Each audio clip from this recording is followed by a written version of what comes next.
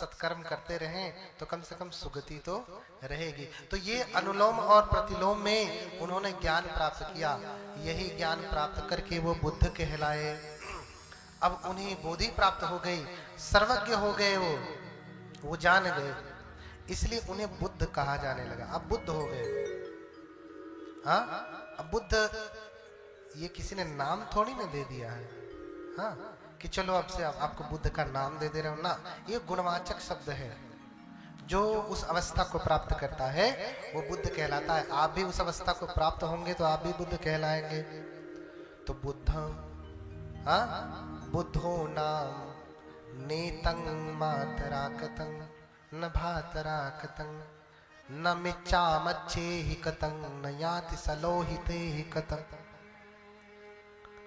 ये माता के द्वारा, पिता के द्वारा, मित्र के द्वारा, आमत्य के द्वारा कोई दिया गया नाम नहीं है।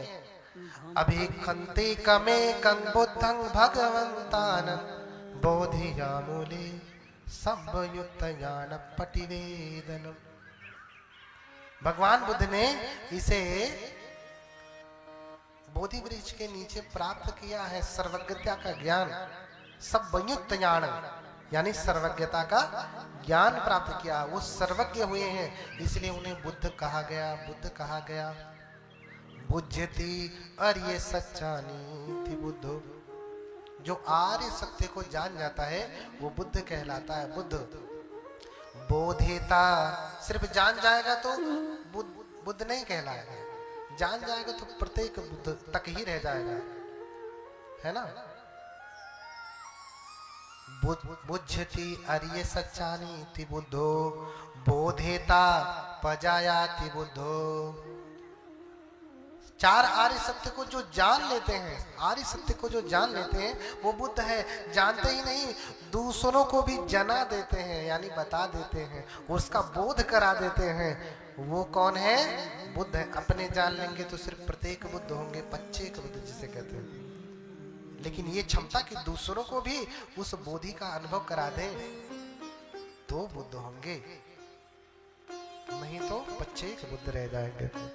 तो बुझ्यति आर्य सच्चानीति बुद्धो बोधेता भजायाति बुद्धो।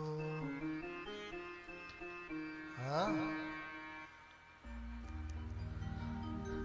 तो भगवान बुद्ध को ज्ञान प्राप्त हुआ। जब ज्ञान प्राप्त हुआ तो देवतागण सिंहनाद करने लगे, वंदना करने लगे। क्या वंदना करते हैं? ब्रह्मिंद्र देवेंद्र नरेंद्र राजा,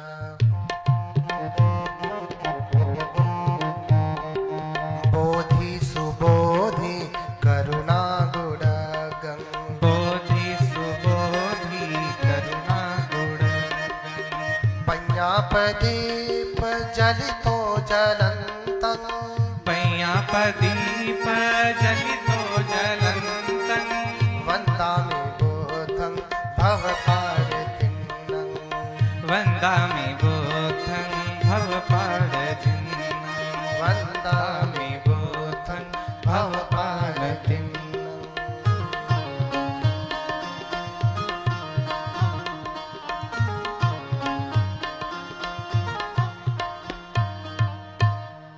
हाँ, ब्रह्मिंद्र देवेंद्र नरेंद्र राजा, बोधि सुबोधि करुणा गुणगं, पय्यापदीप जलितो जलन्तं, वन्दामि बुद्धं भवपारतिन्नं।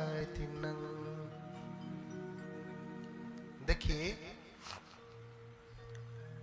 जब बुद्धों का जन्म होता है, जब बुद्धों को ज्ञान प्राप्त होता है, बुद्ध का जन्म तो तभी होता है जब कोई बोधिसत्व बोधि को प्राप्त कर लेते हैं, तब बुद्ध होते हैं। जन्म, बुद्ध का जन्म होता है। तो सही से कहा जाए तो बुद्ध का वन जो है जन्म लुम्बिनी वन में नहीं हुआ है। बोधिसत्व सिद्धार्थ का जन्म लुम्बिनी वन में हुआ है।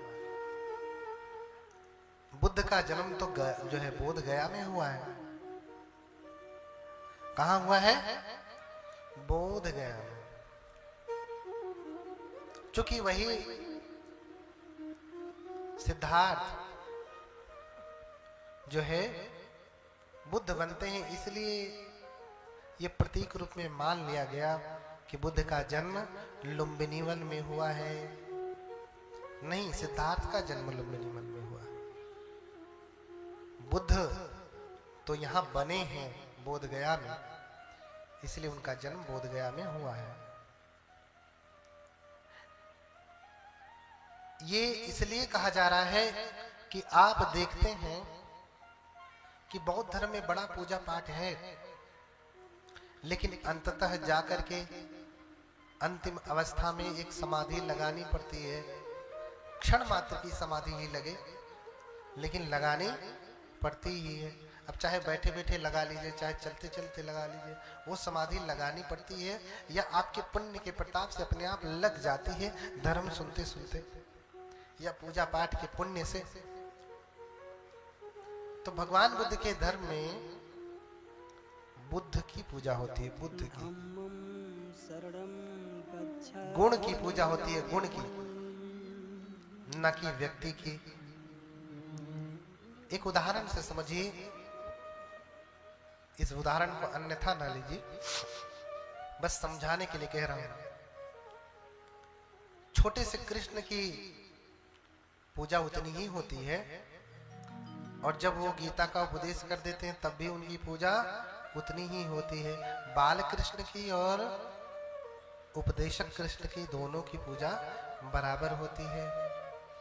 लेकिन बौद्ध धर्म में छोटे से सिद्धार्थ की पूजा नहीं होती।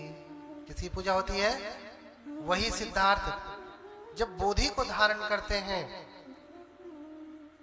तब वो बुद्ध कहलाते हैं, क्योंकि बोधि प्राप्त करना इतना आसान नहीं है।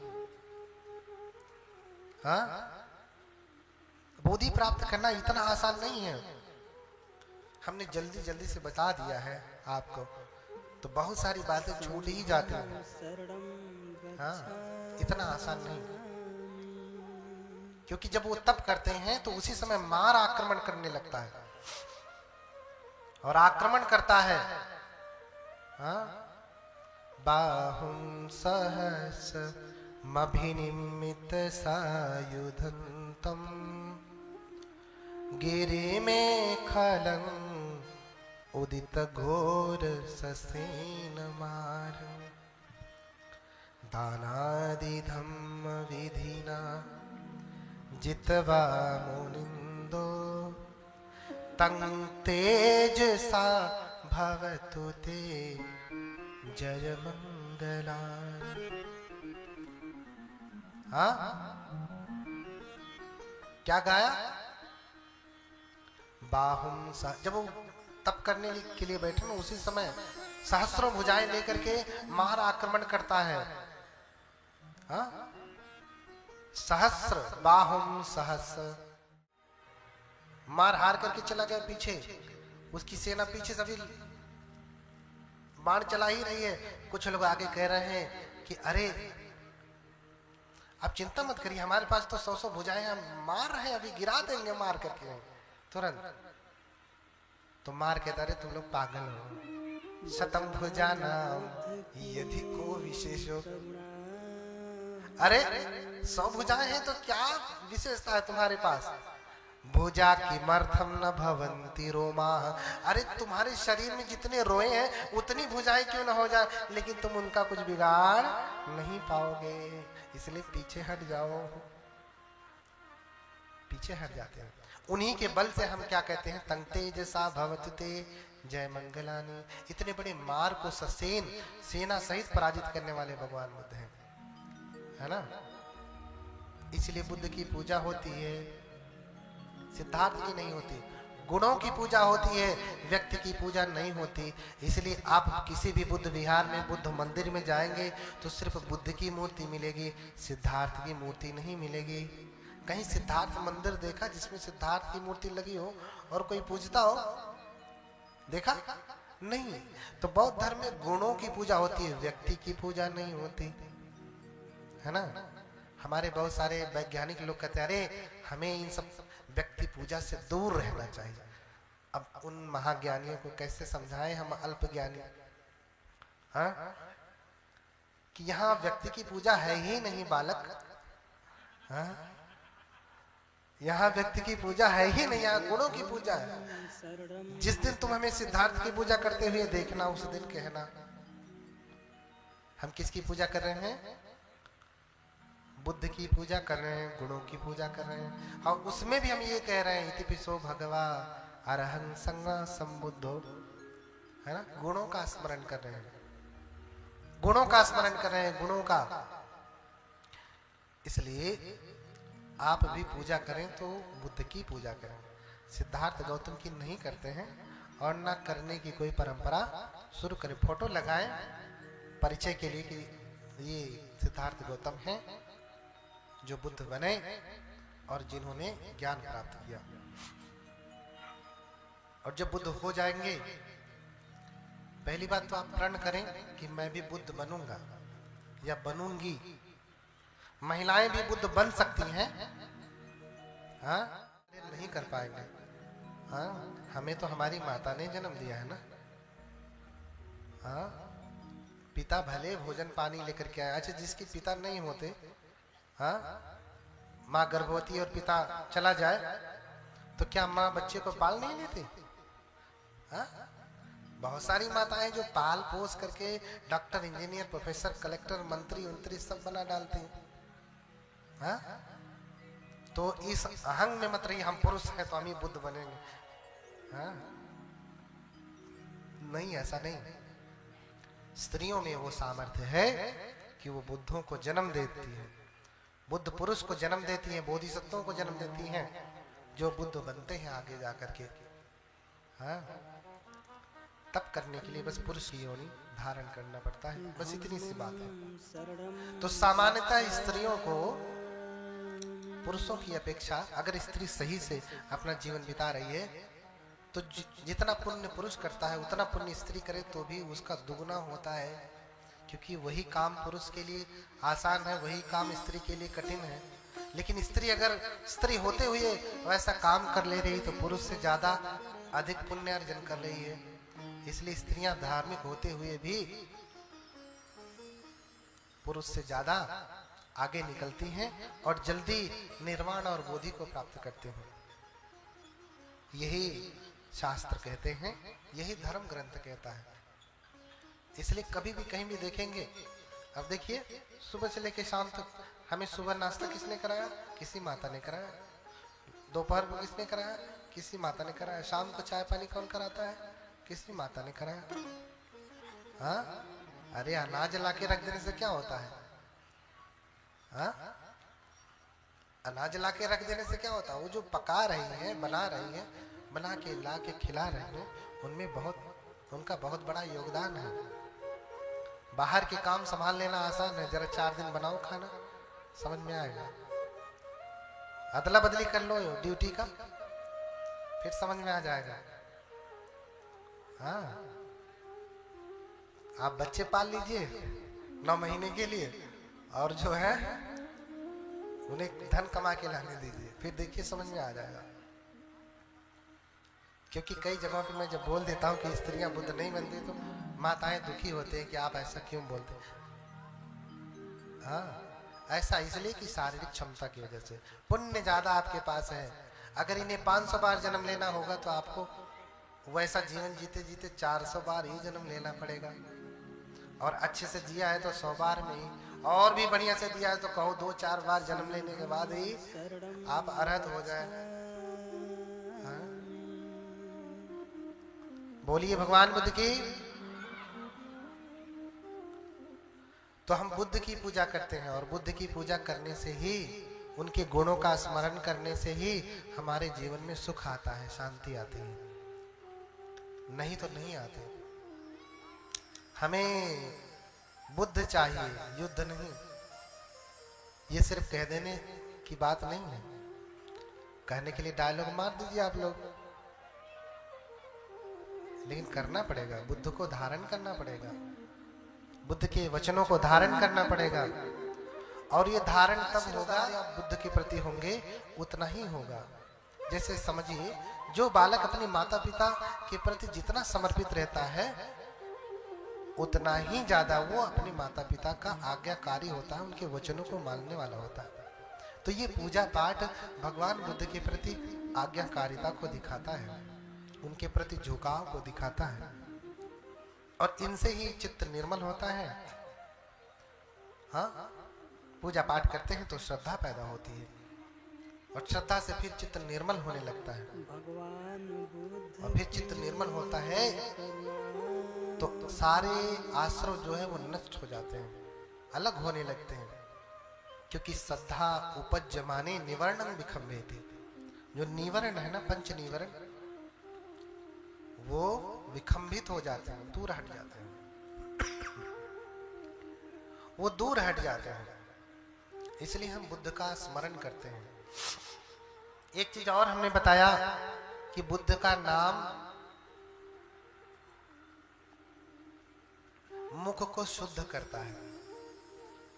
हाँ, कोलगेट से नहीं होता शुद्ध, पेप्सोडेंट से नहीं होता, सेंसोडिन से नहीं होता, रेड टूथपेस्ट से नहीं होता, मंजन से नहीं होता। ऐसा कोई व्यक्ति नहीं जो ब्रश नहीं करता होगा, करता है, लेकिन जहर ही उगलता है। हाँ, कड़वा ही बोलता है, गाली गलौज ही करता है। इससे मुख की शुद्धि नहीं हुई, मुख दूषित हुआ। बुद्ध के नाम का स्मरण करने वाला व्यक्ति, उसका मुख शुद्ध होता है, वो कभी गाली गलौज नहीं करता। कभी किसी अच्छे भिक्षु को देखा गाली गलौज करते हुए, पटकी पटका करते हो, लड़ाई खींचते हुए? नहीं। योग्य भिक्षु की बात कर रहा हूं, जो सच में बौद्ध धर्म की परंपरा से प्रवज्जित हुआ है, उसकी बात कर रहा हूं। ऐसे तो बहुत सारे आपको दूर दूर में मिल जाएंगे घूमते हुए। मैं योग्य भिक्षु की बात कर रहा हूं। हाँ, किसी ऐसे भिक्षु को देखा प्रवचन करते करते, ला माइक उठा के फेंक, माइक उठा के फेंक दिया, कैसा चल रहा है माइक? अरे ठीक है, माइक गड़बड़ है, सबसे ज्यादा हम ही झेलते हैं। हाँ, तो क्या करें, माइक उठा के फेंक दे, फिर और चलने लगेगा बढ़िया? नहीं ना। तो ऐसे भी बहुत सारे लोग उठा के फेंक देते हैं और दुनिया चरणों में गिरी रहती। वाह, जो अपने क्रोध पे विजय नहीं प्राप्त कर पाया, तुम उसकी शरण जाते हो। तुमसे बड़ा ज्ञानी किसको कहे हो? हाँ?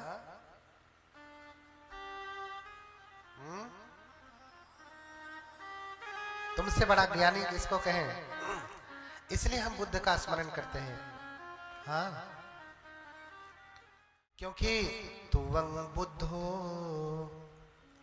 तुवं सत्था, ये देवतागण जैसे ही उनको ज्ञान प्राप्त हुआ, आकर के देवतागण पूजा करने लगे। ब्रह्मिंद्र, देविंद्र, नरिंद्र, राजा, बोधि, सुबोधि, करुणा गुणगण, पඤ्ञा प्रदीप जलितो जलंतं, वंदामि बुद्धं भवपारति। ये देवतागण आकर के प्रार्थना करने लगे।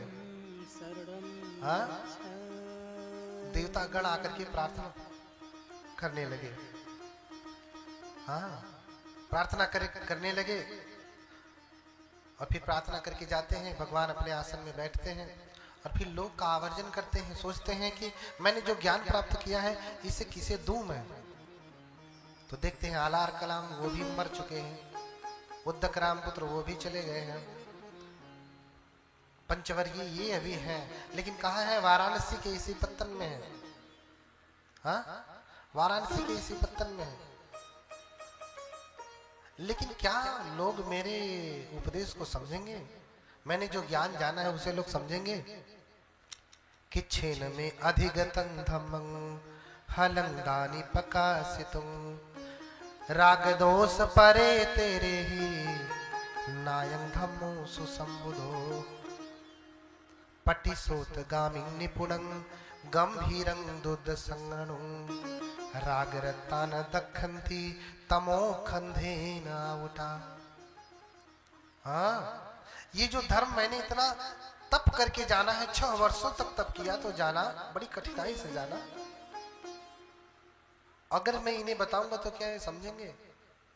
नहीं समझेंगे, कतई नहीं समझ सकते।